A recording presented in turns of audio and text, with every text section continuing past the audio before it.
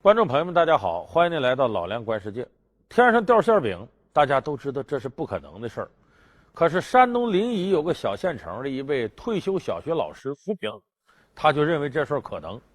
因为今年年初啊，他接到了一个来自北京的神秘电话，告诉他你获得了当代中国10佳英才，你必须到北京来领奖，因为有国家领导人给你颁奖。吴老师一听就懵了，这个电话从哪儿打来的呢？是北京一个叫盛世中华评奖委员会打来的。这个盛世中华呢，评了大概有20多个奖项，其中就包括要给吴老师颁这个奖项10佳英才，还有什么10佳新闻人物，什么10佳最具影响力人物，10佳德艺双馨艺术家，反正有20多个，你听起来大的不得了的，而且都冠以国家呀、中国呀、什么中华呀这样的字样。吴老师为什么一听就懵了呢？他觉得这事不可想象，因为他呢是退休小学老师，曾经获得的最高荣誉就是县级的先进工作者。他琢磨来琢磨去，你说我县级先进工作者，当代中国10佳英才人物，这翻10万8千跟头也够不着啊，这得离多远呢？这时候呢，组委会人这电话一个接一个给他打，告诉你啊，我们是要在人民大会堂举办颁奖的，你必须得马上来，这是个政治任务。哎，这吴老师就琢磨，这我非去不可了。再一问，人家告诉他了，你呀来了之后呢，得交4800块钱会费，那管你吃管你住啊，还得颁奖那些费用。吴老师这时候也明白，哦，4800块钱弄这么一个奖，谁都不傻。这吴老师琢磨来琢磨去，一想，到北京啊，这辈子以前就去过一回，他这么一权衡啊，他就觉得还挺值。因为这4800块钱呢，对于吴老师来说也不是个小数目，他一个月的退休金才2000出头，4800块钱等于2个月退休金。衡量来衡量去，吴老师决定得去一趟，机会难得，国家级大奖荣誉了得吗？我们小县城谁得过国家大奖？就这么着，吴老师揣着还带着体温的这5000块钱啊，包括4800块钱这费用，贴身嘛，带着体温，买了到北京的过户票。来到北京，有人接站，盛世中华评奖组委会的人接站，接到哪儿呢？离北京火车站不远的地方，侨园饭店，在北京崇文门那一带。进到大堂里边，哎呦，这气派挺大，热闹。这吴老师一看，满大堂的人，互相一问呢，都是为这事来的，刚到100多人，互相一交流，吴老师发现个问题，和他的经历差不多。这些人都来自小县城，有的小镇子，互相一报呢，都是你什么奖？我10佳英才，你的我10大影响力人物，我10大新闻人物，我德艺双馨艺术家，反正来了都是获奖的。互相寒暄几句之后呢，组委会有人组织他们来，赶紧交会费。一看一个大桌子，有几个工作人员，上面摆着验钞机，交假钞不行啊，钱拿出来，啪，验钞机一通验，把大伙的钱给收下，然后发这个秩序册。会议秩序册一翻，吴老师一看知道，哦，大伙都得交会费，最低的是2800，最高的3万。说3万的奖项是什么10大诚信企业，什么10大知名度企业，再看那企业的名都是某某省某某县某某镇什么什么企业，基本都是这样的。所以这时候吴老师看了之后就觉得这不大像一个特大规模国家级的颁奖。哎，到颁奖那天还又出事了，说好了在人民大会堂，给弄到北京国际会议中心去，而且说现场呢要来一个前几届的政协副主席，还来一个散文学会的会长、副会长什么的。一直到颁奖结束了，人俩也没来，主席台的名牌在那放着呢，没人。但这不影响获奖人的兴致，吴老师本人也是抱着这个奖状，抱着这个证书，然后拿着这个自个儿的什么其他的一些绶带呀什么之类，对着这镜头拍照。为啥得留个纪念呢？这我回去了，我4800没白花，获奖了。但是这个过程下来，他明白了一个道理，哦，我这是花4800块钱买了个奖。所以吴老师最后当记者采访他的时候，吴老师说了，看来我们这算不算受骗呢？这4800块钱我们能不能捞回来了？当然，吴老师说这话有个先决条件，因为由于记者报道了警方介入调查盛世中华这次评奖到底是怎么回事，基本把盛世中华这次评奖定性为一次现象。2012年3月30日，北京警方开始对盛世中华颁奖活动展开调查。调查中，警方获知获奖者来自全国各地各行各业，获奖者个人简介可以随便填写，并无任何人审查，奖项也能自己随意挑选，只需要交纳2800元至3万元不等的会费。该活动共虚构了7家主办单位，活动方所称邀请的国家领导人和知名人士颁奖，到会议结束也未能出现。这个以盈利为目的的颁奖典礼被欺骗的人数达到100多人，欺骗的钱款数额巨大。记者当天去采访的时候就发现，一看有记者来采访了，相关工作人员赶紧拾掇准备撤。你找谁？没有负责人。现场记者想看看发的资料，马上被工作人员把材料都抢跑了。不心虚，他这么干嘛呀？所以最后警方介入了。吴老师一看警方介入了，看来是出事了，这跟传销差不多是吧？我的钱还能不能要回来了？你看，我刚才给大家讲这个叫吴平这个老师呢，自有其人，但是呢，咱们不方便透露他名字，这也是媒体给他起的一个化名。那么这个报道是真实的反映了今年4月1号在北京进行的一次盛世中华评奖活动前前后后的经过。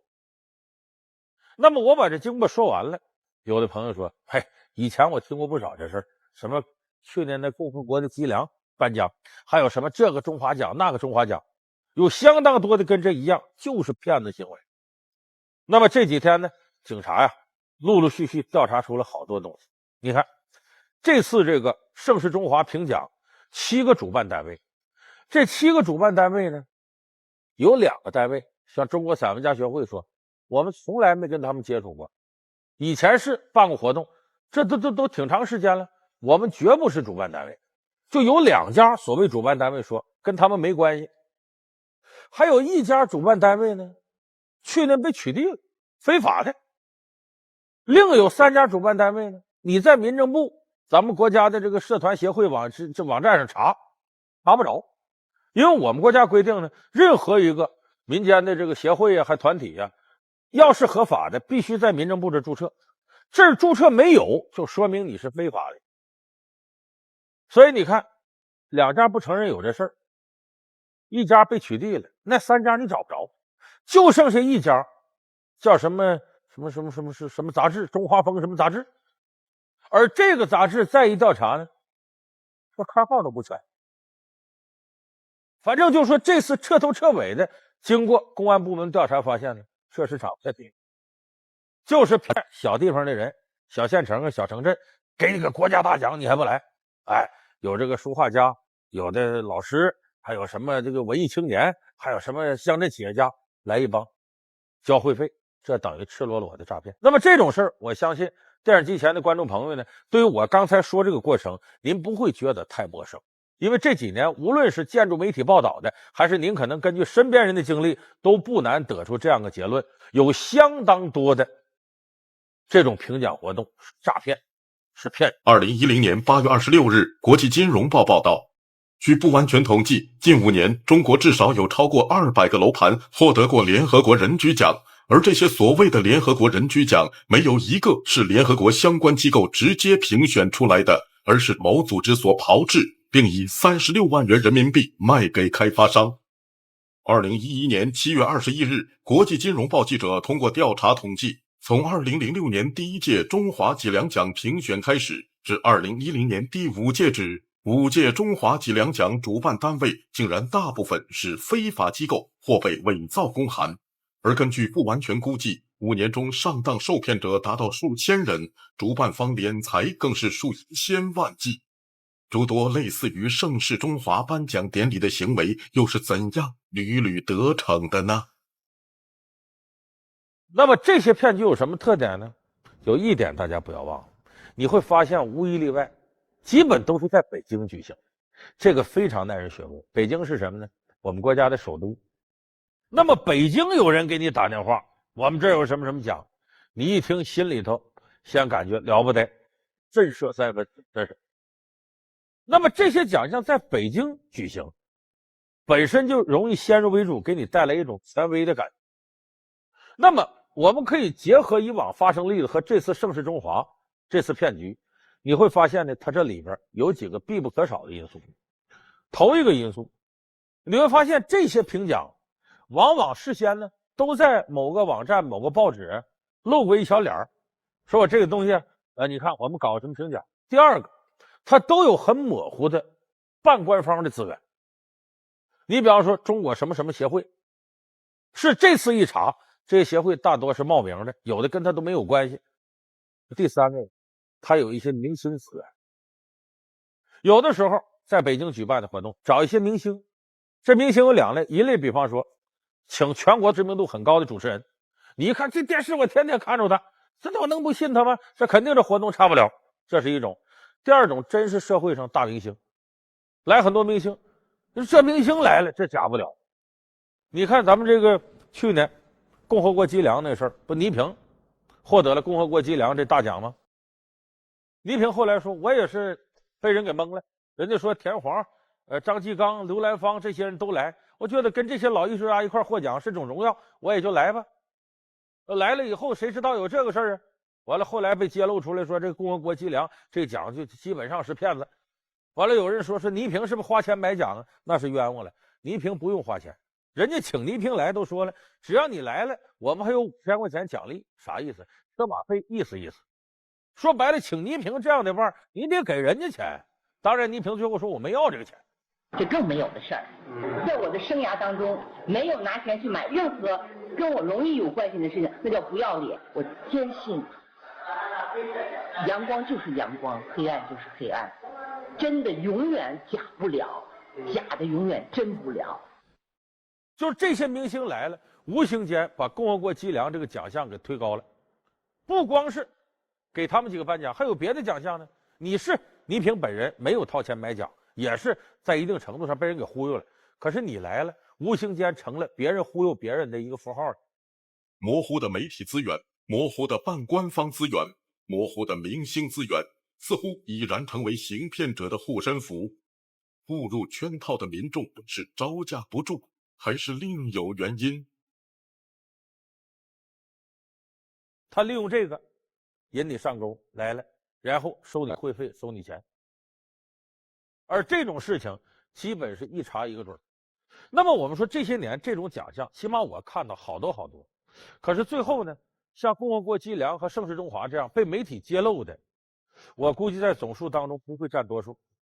那么为什么是这样呢？有人说，你既然是骗局，那是不是得有受骗的？那受骗的人能那么心甘情愿吗？不得来告了呀？还真恰恰相反，这次是公安介入了，这吴老师也作为个污点证人，我那4800能不能要回来了？那些没有警方介入的，也就是从头到尾成功了这骗术，怎么就没有那么多受骗者来告呢？其实为什么我们这期标题大家看了叫没有受害者的骗局？你以为那些人傻吗？就来领奖的交了钱这些人傻吗？他们才不傻，人家来是为了找平台、抱粗腿、学洗脑、找信仰的，也都各取所需。那么这种骗局，我刚才说的像盛世中华、共和国脊梁骗局，也存在这个问题。一个愿打一个愿挨，他甘心上当的这些人，他有他的需求。什么需求呢？我前面说这吴平老师啊，其实是这里头最不起眼的一个。他的需求也简单，一辈子没得过这么大荣誉，最高就是县级先进工作者。我一下拿了一个10佳英才大奖，回去我荣耀乡里，这是最简单的低层面的虚荣心。那么其他来那些人，可不都是为虚荣心来的。比方说，每次这类评奖，一些写字画画的全蹦出来了。因为写字画画这个行当，想在全国出来成名很难。我多次跟一些书画家接触，没有多大名气的，我就发现他们对名利这种渴望达到令人吃惊的程度。因为书画这行，仁者见仁，智者见智。如果有什么捧你，你的字画价很快就起来。得有多少书画家多么渴望能一幅字一幅画卖很大的价钱。他们这心态有时候想想也挺可怜，值得同情。那么这些人通过这种方式把这个大奖买回来了，回过头很可能他的字他的画因此价就上了个层次，他不白花这个钱。说白了就是我从骗子手里买来了荣誉，我再用这个所谓的荣誉再去骗他人。其实啊，盛世中华这样的评奖现象啊，咱们很多网友把它看得非常明白。我们来看一下几位网友的微博。第一位网友说呀，盛世中华花钱买奖，其实背后有一个清晰的利益链，那就是这种虚名能够带来利益。第二位网友说，这种花钱买奖一点都不新鲜，它不过是制售假证的另一种表现形式。第三位网友说，这种造假呀，在市场职场上腾挪自如。教授论文抄袭剽窃，是因为论文就等同于他的成果。那么企业花大价钱买所谓的免检，是为了买一个护身符。这么看来啊，盛世中华这评奖其实就是个大骗子和小骗子共同狂欢的一个闹剧。这个网友说的非常好，也就是说，受骗者同时也是一个二道骗子。还有的人获得这荣誉，他不定干什么呢？你比方得10佳影响力人物，可能拿这个就坑蒙拐骗去了。还有的企业明明什么都不是，欠一堆账的，买个10家亲戚企业，拿这个出去融资去。还有的企业呢，经营状况非常困难，我买了这么一个全国什么10家乡镇企业，我拿过去忽悠地方政府，你看我都获得国家大奖，给我点政策吧，免税吧。总之，来的这100多人各有所需，各怀心腹事。所以为什么我说这叫没有受害者的骗局？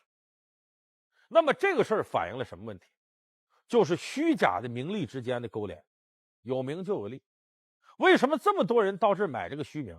就比方说假文凭，咱们现在办假证、假文凭，如果这类的东西一点用没有，谁还肯掏钱让他们办呢？而且这行就没了。为什么你走到大街上，这儿写个号办证，那儿写什么号，什么什么这那？他为什么还有这么多人干这个？就是这些假的证明，一些虚假的东西好使。而这个社会现实背后呢，我个人觉得还有一点大家要注意，就是我们长久以来呀，对于这个奖励，你看咱们现在填履历还有那么一栏，何时何地获得过何种奖励。其实我们说这个奖励呢，只有发给你奖励的这一方，他具备公信力，具备权威，这个奖励才有分量。但是我们现在来看，我们获得的奖励有多少是绝对有社会公信力、绝对权威的机构发给你的呢？我倒觉得现在我们获得奖励都不多了这样的。你比方说，咱们每个人都曾经获得过各种各样奖励，你把你最近10年获得的奖励放到这儿，你看看，哪些奖励是搞平衡给你的，哪些奖励是你花了某种代价换来的，哪些奖励是确确实实是你做到位的，你摘一摘你就明白。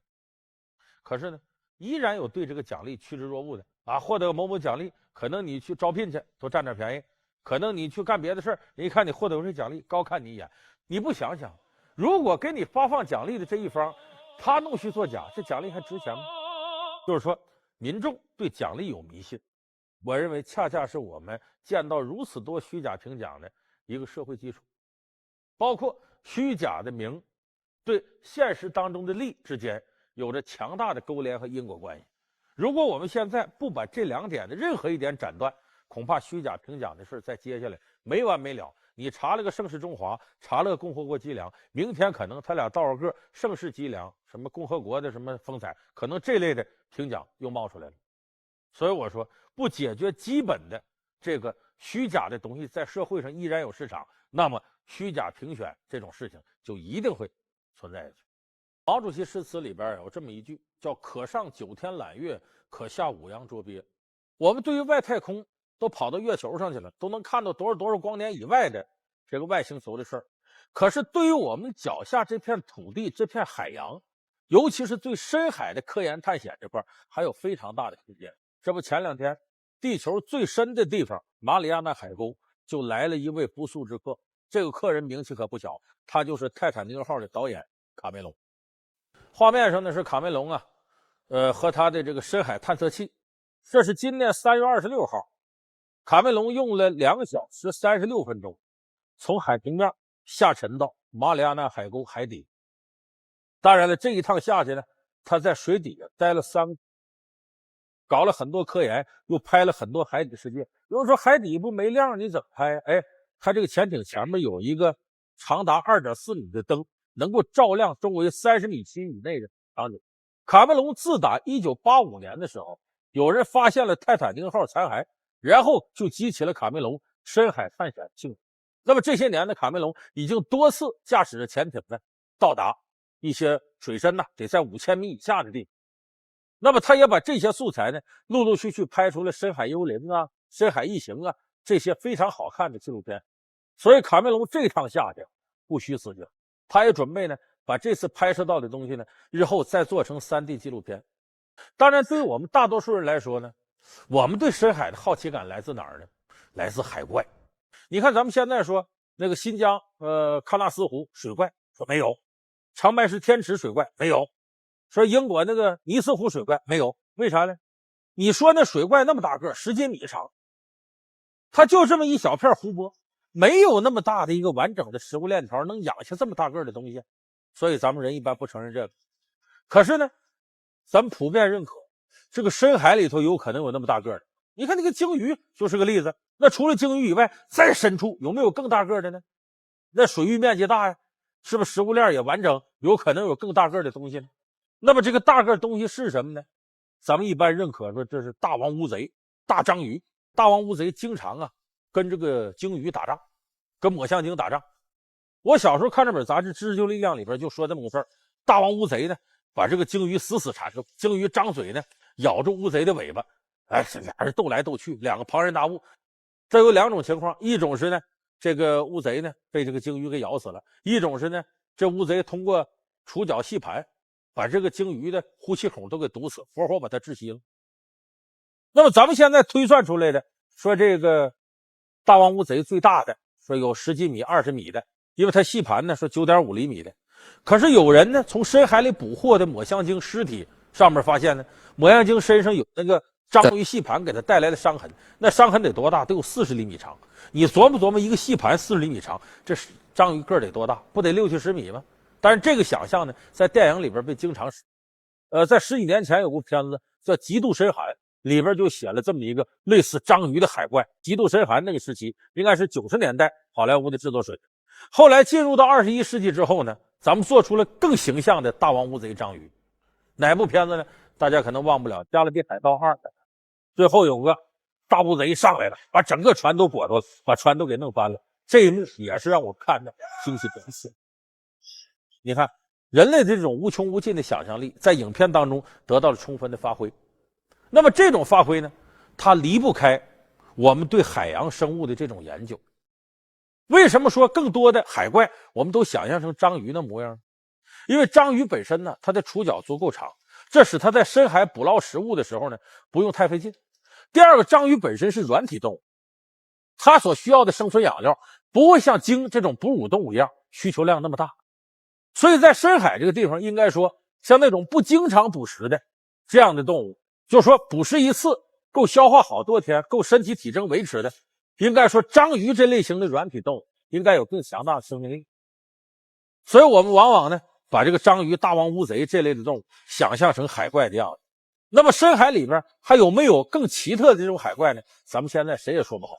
但是现代科技呢下到深海研究，发现五光十色的深海世界不存在。海底呢就像荒凉的滩涂一样，你动一下可能泥沙俱起。真实的生物在海底生存的量不是那么大。10898米的马里亚纳海沟是地球最深的地方，在这个地方，潜水艇一旦泄漏就会立即爆炸。为此，卡梅隆和他的团队用了7年时间设计这一长约7米的深海挑战者号深潜器。经过漫长的2小时36分钟，卡梅隆驾驶深海挑战者在潜入马里亚纳海沟底部之后，借助 3D 摄像机和 LED 照明设备对这片神秘的海底展开了拍摄。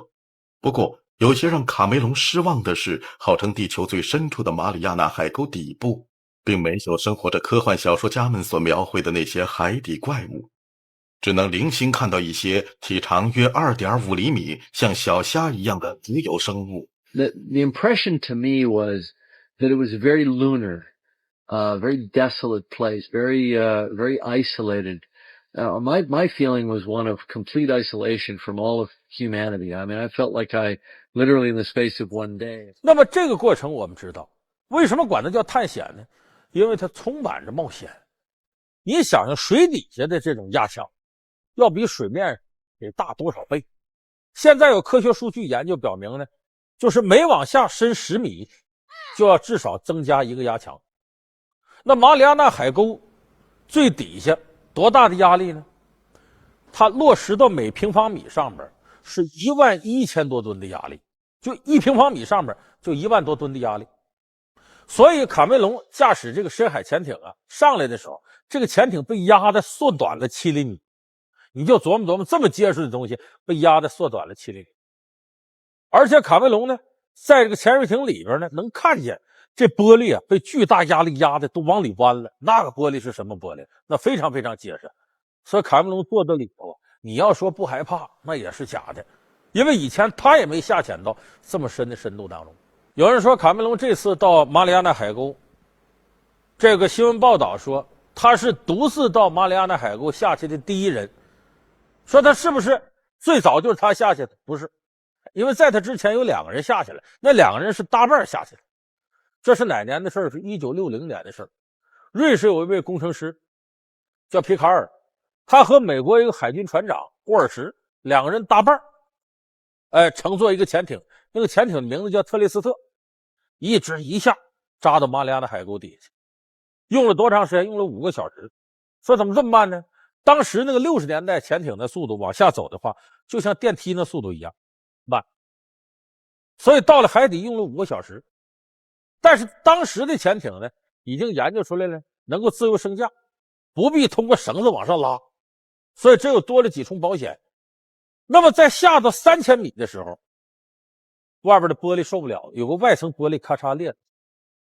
当时这俩人琢磨了一会儿，不行，还得接着来，没害怕，一直真到底。咱刚才说了，水底下的压强每深10米就多1个压强，每深10米就多1个，就到了3000米以下呀，那海水要灌进来，潜艇先爆炸了。哪怕你就有个针鼻大点的窟窿，进来的海水，你说那海水是什么？在那么大压力之下，那海水就跟切割刀一样，嚓嚓把你这里切得粉碎，因为压力太大了。所以当时这2位呢，直着沉到这个海沟底下呀，他们当时就是为了证明人类能够到这么底儿的地方，所以也没带什么科研设备，底下再加上把这个海床底下那个泥沙都弄起来了，外边跟牛奶一样浑浊，看不清楚。在这里头，那个海军船长沃尔什说我看见一种鱼类跟比目鱼似的，结果他上来这么说，人家不信，所以这么些年一直争论说那底下有没有鱼。后来科学家根据自己研究呢，来猜测啊，说那么大的压力，像鱼跟甲壳类的不会有，要有生物也是那种就是很低级的，什么无脊椎的，什么腔肠类动物，可能是那一类的。这次卡梅隆下去就看到确实有动物，就是那种片脚类的动物，3厘米左右，你看着就跟透明的似的，那也是挺低级生态。这也说明那么深的水底下，一般的生物是扛不住那么大压强。那么刚才我说这是1960年的事儿，你看着说现在怎么60年之后这么漫长？这都52年了，卡梅隆才第2次下到这底下去。说中间怎么就没人呢？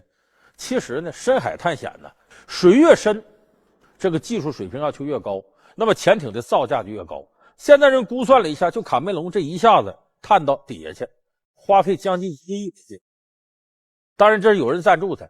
你说如果不是说真有事儿，真有巨大作用，谁愿意花1亿美金到底下看看有没有鱼去？那说到这儿，有的朋友说你说这么些年来，人类在深海探险上像你这么说，花了不少力气，那是为啥呢？为什么要深海探险？就图好玩吗？就好奇吗？其实深海探险的概念基本上是2000米、3000米以下，这都算深海了。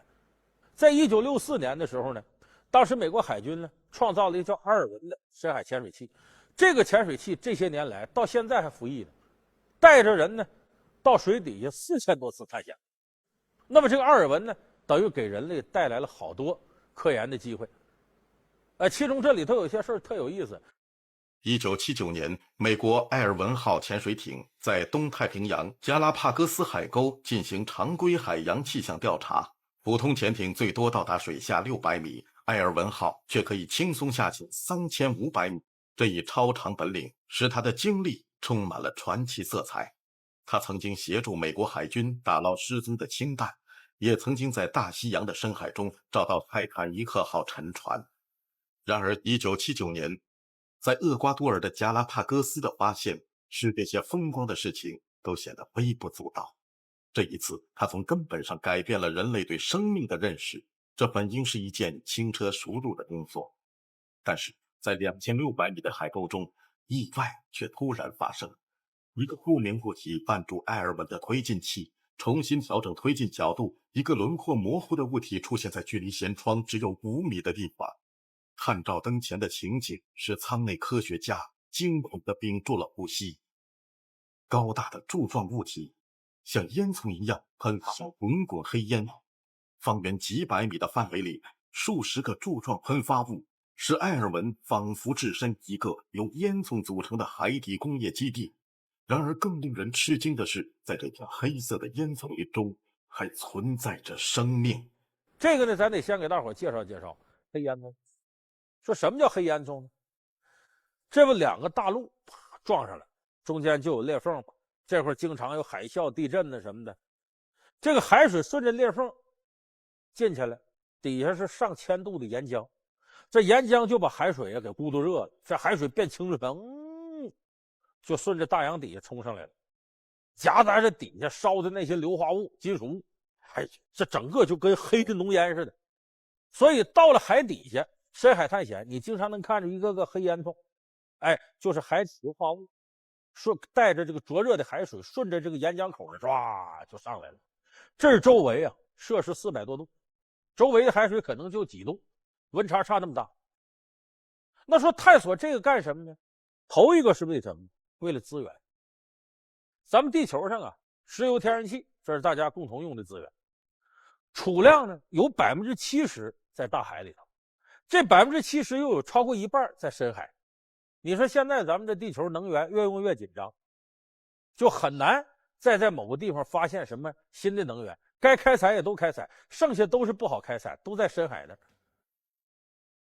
在大海深处，神秘黑烟囱附近几百平方米范围内，温度从350摄氏度以上骤然降低到几摄氏度，海水裹挟着铁、锌、铅、铜等堆积成珍贵的多金属硫化物，经过长年累月的堆积，形成了从数万吨到上千万吨不等的金属硫化物矿床。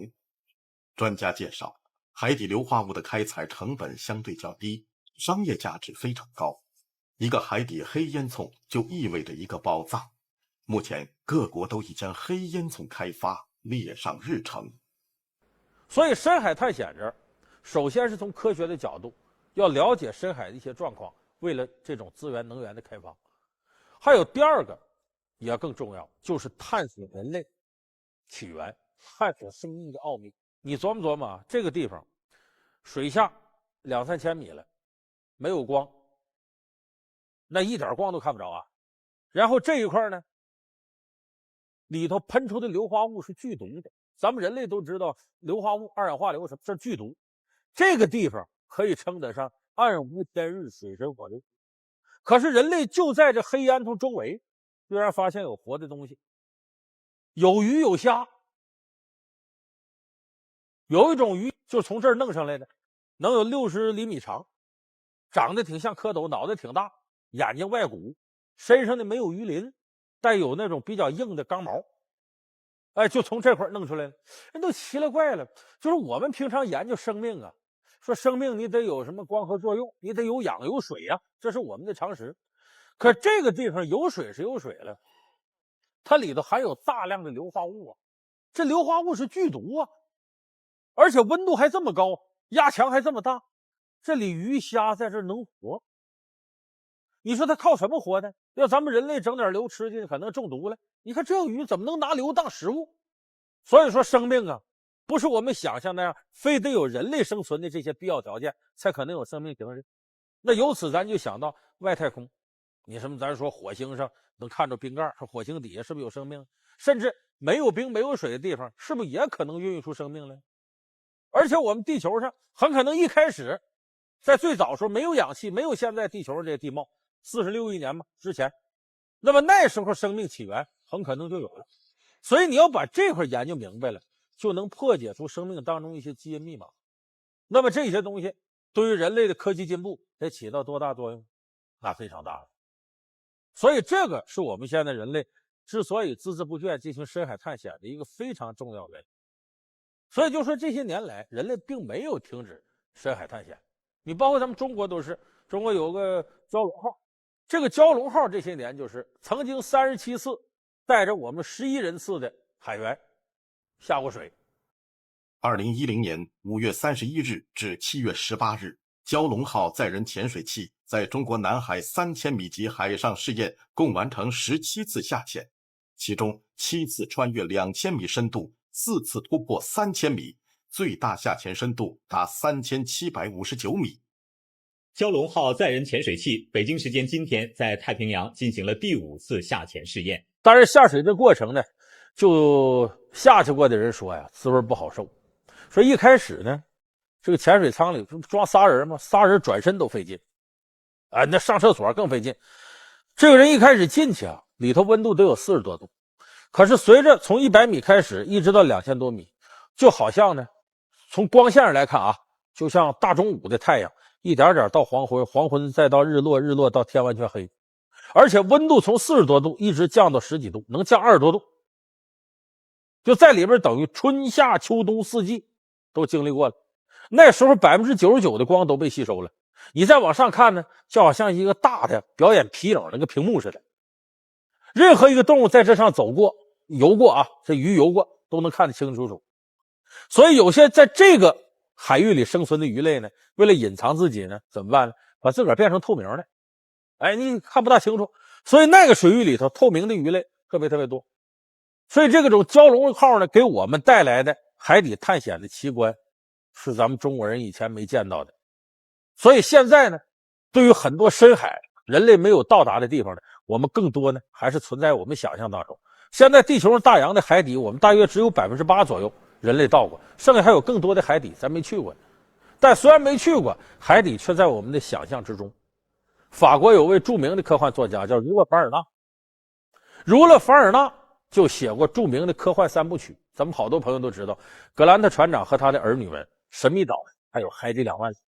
海底2万里就讲一个科学家阴差阳错被一个探险家邀请上船，这个船长叫尼莫船长，把他请到鹦鹉螺号。鹦鹉螺号其实就是大潜水艇，然后这个科学家跟着这个尼莫船长呢，在这个鹦鹉螺号上呢，在海底穿梭游行了2万里。